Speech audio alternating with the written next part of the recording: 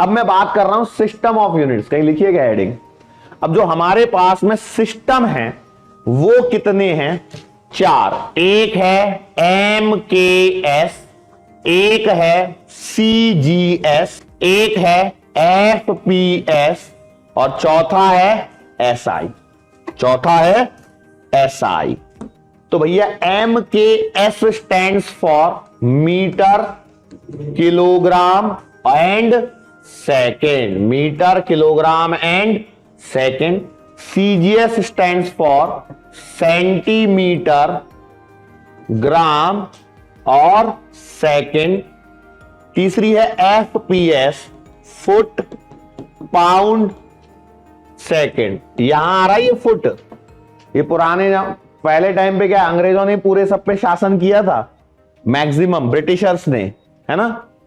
छोटे से देश से निकले और न जाने कितने देशों को, 190 कंट्रीज को उन्होंने गुलाम बनाया। और ये है SI, that stands for system internationally and then something. ये 4 हमारे पास में सिस्टम है। अब इन चारों में से ये जो 3 हैं, ये वाले 3, इसमें ये जो सेकंड है ये कॉमन दिख रहा है, ये टाइम के लिए यूज हो रहा है। ये किलोग्राम, ग्राम या पाउंड जो है ये किसके लिए यूज हो रहा है? मास के लिए। और ये जो पहला वाला है फुट, सेंटीमीटर और मीटर वाला, वो कौन किसके लिए है? लेंथ के लिए। लेकिन हमारे पास में जो एक नया सिस्टम बना, ये पुराने सिस्टम थे, इस पे काम दुनिया का चल रहा था। बहुत सारे देश आजाद हो गए, धीरे धीरे देश आजाद होने लगे और कुछ गुलाम भी थे तो भी उससे कोई नहीं था। लेकिन अलग अलग देशों के साइंटिस्ट को अलग अलग इसकी जरूरत पड़ी। कैसे? कि भैया जो यूरोपियन कंट्रीज हैं वो फुट, पाउंड और सेकंड पे काम कर रहे थे, लेकिन जो फ्रेंच लोग थे, फ्रांस वाले, वो मीटर, किलोग्राम और सेकंड पे चलते थे, मीटर और सेंटीमीटर में बात करते थे। तो यहां पे क्या कॉन्फ्लिक्ट ऑफ इंटरेस्ट आने लगा। लेकिन क्या फ्रेंच ज्यादा पावरफुल थे या ब्रिटिशर्स? ब्रिटिशर्स थे, है ना। कहा जाता है कि वहां कभी सूर्यास्त नहीं होता था, है ना। सुना होगा तुमने बचपन में, कभी इतिहास की किताबें नहीं खोल के कभी देखी हो तो। क्यों? क्योंकि दुनिया में शायद ही कोई देश ऐसे बचे थे, जैसे अपने पड़ोसी नेपाल, वहां कभी शासन नहीं रहा। पढ़िए मैंने थोड़ी बहुत history. What I was saying, हम क्या बात कर रहे थे कि भाई एक तो धीरे धीरे फिर अपने उसी समय साइंटिस्ट भी तो जन्म ले रहे थे। आइंस्टाइन जी थे, उनसे पहले भी थे। तो ये सब ने एक एग्रीमेंट किया कि हम कॉमन बना लेते हैं। और वो कॉमन क्या बना? SI। वो कॉमन क्या बना? SI। वर्ड वो फ्रेंच ही है, वर्ड वो वाला फ्रेंच ही है, ठीक है। नाउ ये जो हमारे पास में SI सिस्टम बना, हमारे पास में SI सिस्टम, ये जो SI सिस्टम है ये आपको 7 fundamental quantities, 7 fundamental physical quantities, derived physical quantities and 2 supplementary physical quantities के बारे में डिस्कस करता है, जो हम ऑलरेडी डिस्कस कर चुके हैं। तो बताओ 7 फंडामेंटल फिजिकल क्वांटिटी और उनकी यूनिट्स। क्या हमने यूनिट्स लिखी थी उनकी? नहीं लिखी थी। तो अब हम बात कर रहे हैं SI सिस्टम के अंदर में 7 फंडामेंटल फिजिकल क्वांटिटी एंड उनकी यूनिट्स के बारे में। तो सबसे पहले हम बात करेंगे लेंथ। पहली बात करेंगे लेंथ। लेंथ को मेजर कर रहे हैं हम मीटर में और रिप्रेजेंट कर रहे हैं स्मॉल m से। दूसरा है हमारे पास में मास। मास को उन्होंने किलोग्राम में किया, जबकि यहां पर किलो एक प्रीफिक्स और ग्राम यूनिट है। लेकिन भैया उन्होंने बोल दिया किलोग्राम लेना है, मतलब किलोग्राम ही लेना है। तो स्मॉल के स्मॉल जी, कई लोग यहां कैपिटल के यूज कर लेते हैं, ध्यान रखना। स्मॉल के और कैपिटल के का फर्क पता है ना? कोई ऐसा तो नहीं है जैसे स्मॉल के और कैपिटल के का ही फर्क नहीं पता। टाइम को सेकंड, लेकिन SI सिस्टम में इसे हम यूज कर रहे हैं, छोटा सिंबल है small S.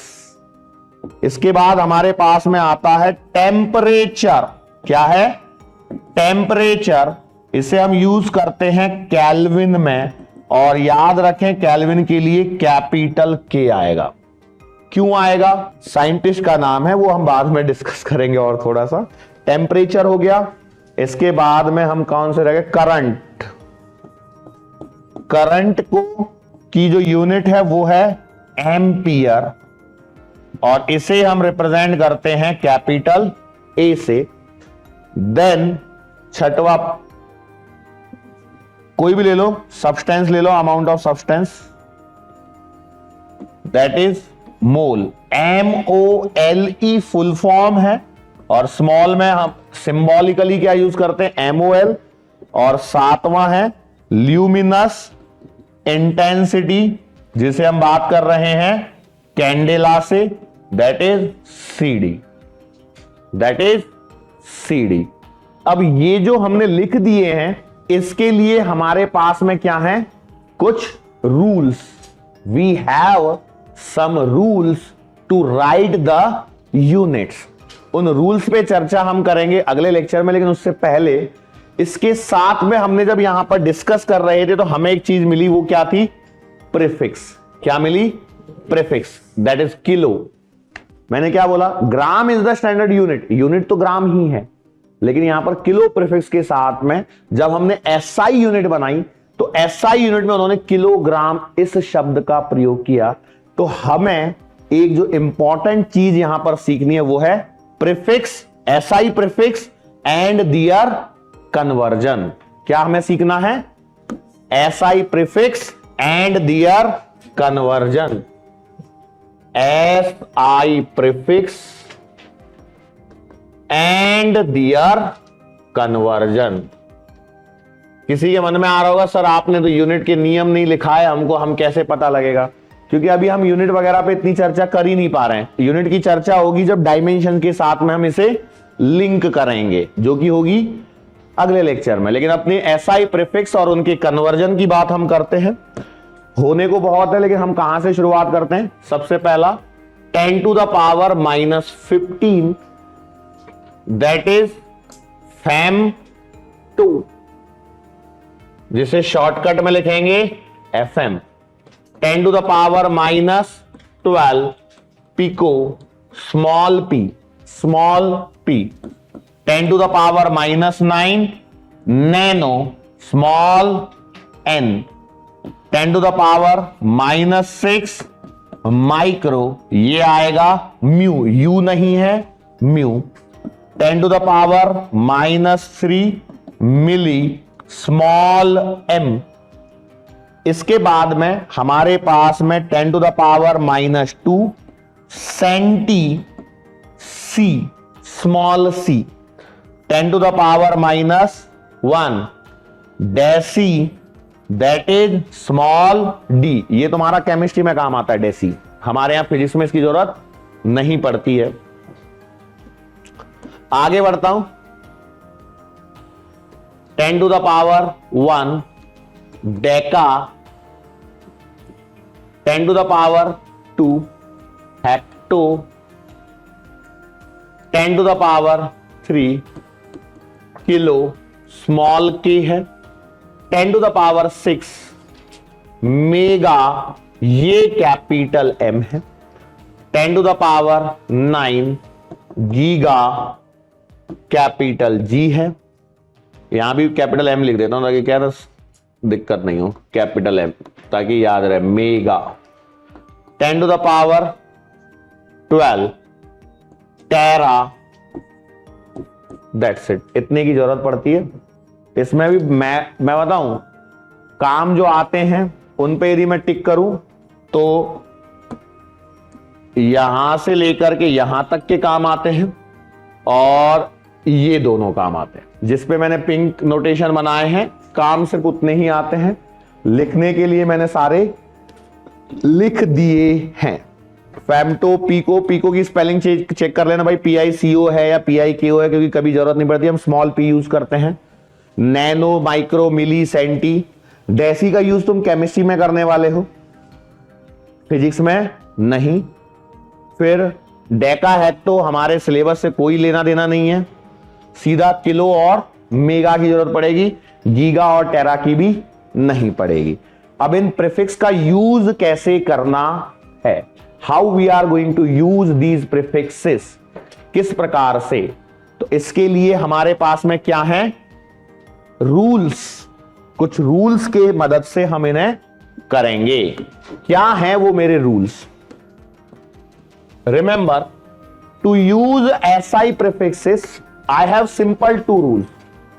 To remove multiply, what, to remove multiply, and दूसरा नियम है मेरे पास में to put divide. To put divide, इसका मतलब क्या है, यदि किसी प्रीफिक्स को वहां से हटाना है तो मुझे क्या करना है, उसके सामने लिखे नंबर से मल्टीप्लाई, उसके सामने लिखे नंबर से मल्टीप्लाई। और यदि किसी प्रीफिक्स को मुझे वहां पर लाना है तो मैं क्या करूंगा, डिवाइड करूंगा। ठीक है, रूल्स क्या है हमारे पास, to remove multiply, to put. क्या हम एग्जाम्पल से शुरुआत करें? चलो हम सबसे पहले एक एग्जाम्पल लेते हैं भैया, देखो ध्यान से रखो। एग्जाम्पल देखते हैं पहला, 5 cm इक्वल टू m। देखो ये सवाल है मेरे पास, सिंपल है ना, 5 cm इक्वल टू लिखा है और क्वेश्चन मार्क लिखा है और m लिखा है, तो मुझे कैसे पता लगेगा कि करना क्या है, बताओ। मुझे समझ में आया ये C जो है वो मेरी प्रीफिक्स की लिस्ट में है क्या, और वो यहां से हट गया, वो यहां से हट गया और क्वेश्चन मार्क लिखा है। क्या इसका मतलब मुझे C को हटाना है, और हटाने के लिए टू रिमूव बाय व्हाट, तो इसका मतलब क्या मैं लिखूंगा, 5 cm will be equal to 5 multiply 10 to the power -2। क्या ये आसान है? जैसे मैं एक और एग्जाम्पल लिखता हूं, मैंने लिखा एग्जाम्पल नंबर 2, मैंने लिखा 100 small m capital V question mark और कैपिटल V। तो यहां पर क्या बन रहा है, देखो 100 मिली वोल्ट बन रहा है। तुम अब 12 पास हो इसलिए तुम्हें समझ में आ रहा है, लेकिन जो बच्चा 11th में होता उसके हिसाब से सोचो जरा क्या हो रहा है। उसके हिसाब से m हट रहा है, यहां पर ये 100 m कैपिटल V लिखा था, यहां सिर्फ कैपिटल V लिखा है, मतलब एक प्रीफिक्स है ये m। क्या ये प्रीफिक्स है? क्या ये स्मॉल m एक प्रीफिक्स है? क्या ये हमारी टेबल में कहीं है? तो हट रहा है तो मैं क्या करूंगा, to remove a prefix what to do, multiply by what, 10 to the power. क्या मैं इसे ऐसे लिखूंगा? इसके आगे की सॉल्विंग आपके ऊपर है, लेकिन क्या मेरा जो सिंपल कॉन्सेप्ट है क्या वो ऐसे ही अप्लाई होगा? चलो मैं और आगे बढ़ता हूं, और मैंने बोला, बताओ इसमें क्या होगा, फिर से सोचो। 100 PF लिखा है, यहां से P हटा है और F बचा है, तो क्या मैं लिखूंगा 100 into 10 to the power -12F। बोलो यस और नो। अच्छा अब सोचो, मैंने एक सवाल बोला 5 metre equal to question mark और cm, इसका क्या मीनिंग हुआ? इसका मीनिंग क्या हुआ? देखो मैं जानता हूं आपको पता है 1 मीटर इक्वल टू 100 सेंटीमीटर, मैं वो नहीं सिखा रहा हूं, मैं SI प्रीफिक्स को यूज करना सिखा रहा हूं। तो इस सवाल को पढ़ के क्या समझ में आया, यहां 5 लिखा था, m लिखा था, क्वेश्चन मार्क आया और यहां C आ गया, C has come in the picture, मतलब मुझे C लाना है, C लाना है, और C एक प्रीफिक्स है क्या, अब मैं जानता हूं, और यदि मैं जानता हूं तो मुझे क्या करना है, to put divide. To put, तो मैं क्या करूंगा, मैं लिखूंगा भैया 5 metre equal to 5 divided by 10 to the power -2 centimetre. क्या मैंने इसको ऐसे लिखा?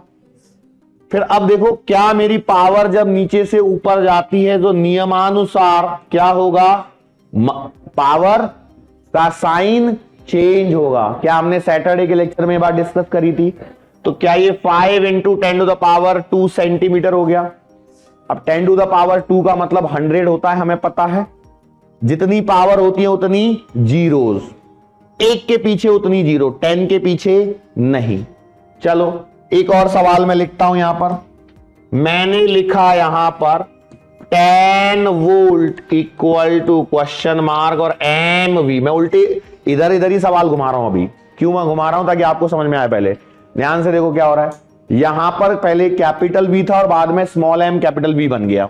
मतलब क्या यहां एक प्रीफिक्स आया, क्या वो प्रीफिक्स पहले से था, क्या इसका मतलब मुझे प्रीफिक्स को लाना है।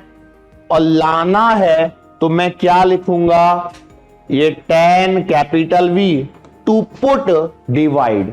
तो स्मॉल एम क्या होता है, मिली। मिली का क्या होता है 10 टू द पावर, क्या ये एम वी हो गया। अभी मैं इसे ऊपर ले जाऊंगा तो 10 इंटू 10 टू द पावर 3 और एम कैपिटल वी आएगा। क्या पक्का सही है। इतने एग्जाम्पल तुमने किए क्या। इसको और आगे लिखूंगा तो ये 10 इंटू क्या 1000 हो जाएगा। और क्या मैं इसे लिख सकता हूं, एक के पीछे 1 2 3 4 जीरो और स्मॉल एम और कैपिटल वी। इतना क्लियर है। पर कभी कभी ऐसा भी हो सकता है कुछ हटाना हो और कुछ लगाना हो, यस और नो हो सकता है। तो उसका भी एक एग्जांपल देखें। नाउ मैंने बोला कि 5 सेंटीमीटर, आगे लिखा क्वेश्चन मार्क और एम कर दिया। तो अब इसका मतलब समझो क्या हुआ। पहले मेरे पास में एक सी नाम का प्रीफिक्स था और वो हटा और एम नाम का आ गया। यही हुआ। 5 centimetre equal to how many millimetre, that is the basic question. यदि मैं बताऊं आंसर तो 50 आएगा, आपको पता है। लेकिन प्रॉब्लम वो नहीं है, हमें समझने के उद्देश्य से हम कर रहे हैं। तो मैंने सिंपल सवाल यहां पर लिखा है। तो बोलो मैं क्या करूंगा। देखो मेरे पास है 5 cm, तो क्या मैं यहां से पहले c को हटा सकता हूं। और हटाने के लिए नियम क्या है, टू रिमूव। तो क्या मैं इसे लिखूंगा 5 into 10 to the power -2 metre. क्या मेरा c हट गया, क्या मेरा c हट गया। लेकिन मुझे तो m चाहिए, तो क्या करूं, to put divide, to put कितने से 10 टू द पावर -3 से। तो देखो पहले c हटा फिर m लगा। अब इसके बाद क्या है, कैलकुलेशंस। क्या है, कैलकुलेशंस। मैं कैलकुलेशंस कैसे करूंगा बेटा। देखो यहां 10 टू द पावर -3 है, नीचे यहां -2 है, मतलब यहां क्या बचेगा, -1। सही है। यदि आप ऐसे कर सकते हैं तो फिर इसके बाद इसे लिखेंगे 5 upon 10 to the power -1 mm। जो ऊपर जाएगा ये बनेगा 5 into 10 to the power 1 mm और इसका मतलब आएगा 50 mm। बोलो ये समझ में आया या नहीं आया। एक और सवाल मैं करवाऊं। मैंने बोला 100 माइक्रो। देखो कैसे होगा बताओ। पहले म्यू हटेगा तो क्या होगा, 100 into 10 to the power -6 m।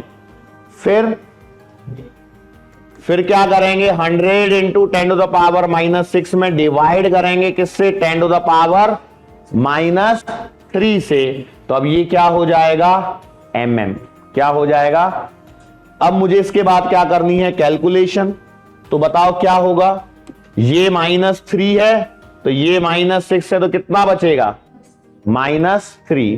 तो क्या आया मेरे पास, 100 into 10 to the power -3 mm। बोलो क्लियर है यहां तक। हमने कहां से शुरुआत करी थी लेक्चर की, फिजिकल क्वांटिटी। मेन शुरुआत वहीं से हुई। तो फिजिकल क्वांटिटी क्या है, something which can be measure and describe by the laws of physics. वो है हमारी फिजिकल क्वांटिटी। उसके बाद फंडामेंटल। फंडामेंटल क्या है, जो किसी पर डिपेंड नहीं करती। और दूसरी क्या है, डिराइव। डिराइव क्या है, जो दूसरे पर डिपेंड करती हैं, यस और नो। फिर उसके बाद हमने क्या डिस्कस किया, representation of a physical quantity. मैंने क्या वर्ड यूज किया, जनरली।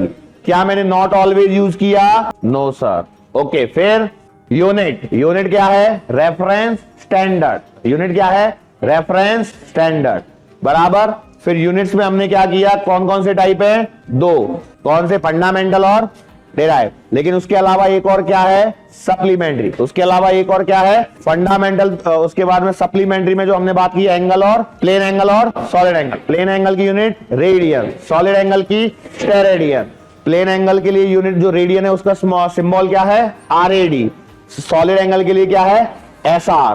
सॉलिड एंगल के लिए क्या है, SR। फिर आगे बढ़ते हैं, फंडामेंटल यूनिट्स की हमने डेफिनेशन देखी, क्या किस किस की देखी, 1 किलोग्राम, 1 मीटर, 1 सेकेंड, 1 केल्विन, 1 मोल, 1 कैंडेला, एवरीथिंग। डिराइव में हमने देखने की जरूरत नहीं है, वो धीरे धीरे हम जैसे जैसे पढ़ेंगे, पूरी फिजिक्स में यही चलना है। फिर हमने क्या देखा, सिस्टम ऑफ यूनिट। सिस्टम कितने, 4, MKS, CGS, FPS और SI। SI जो होता है वो अपग्रेडेड वर्जन किसका होता है, MKS का। SI system is upgraded version of MKS। SI में हमने 7 को लिखा, 7 फिजिकल क्वांटिटी लिखी, उनकी यूनिट्स लिखी और उनके सिंबल लिखे। क्या हमने वो जो सिंबल बन रहे हैं वो कैसे बन रहे हैं उसके बारे में चर्चा करी अभी तक नहीं, मैंने रूल्स नहीं सीखे। लेकिन मैंने एक चीज देखी कि वहां पे एक प्रीफिक्स चल रहा था बीच में, बराबर। तो मैंने सोचा कि पहले मैं प्रीफिक्स के रूल सीख लूं, प्रीफिक्स सीख लूं। ये कौन से प्रीफिक्स हैं, SI प्रीफिक्स। और SI प्रीफिक्स को कैसे यूज करना है, क्या ये हमने ये भी देखा, पक्का। क्या आप कन्वर्ट कर पाओगे, फेम्टो 10⁻⁻15। सिंबल क्या है उसका, FM। FM एक्चुअली देखो, सुनो, हाँ ध्यान रखो, FM पूरा होता है वो, सॉरी हाँ, इसमें F आएगा सिर्फ। फिर मैंने फेम्टो बोला तो F आएगा सिर्फ, है ना, सिर्फ F, नॉट FM। अच्छा हुआ तुमने यहीं रोक लिया। अब देखो, किसी को पता भी नहीं लगा, तुमको भी किसी को नहीं पता लगा, चलो ठीक है, कोई बात नहीं। नियम क्या है, to remove multiply, to put divide. कुछ एग्जांपल्स, हटाना कैसे है, लगाना कैसे है, ये हमने सीखा, पक्का। ओके, सो आज के लिए बस इतना ही। Thank you so much.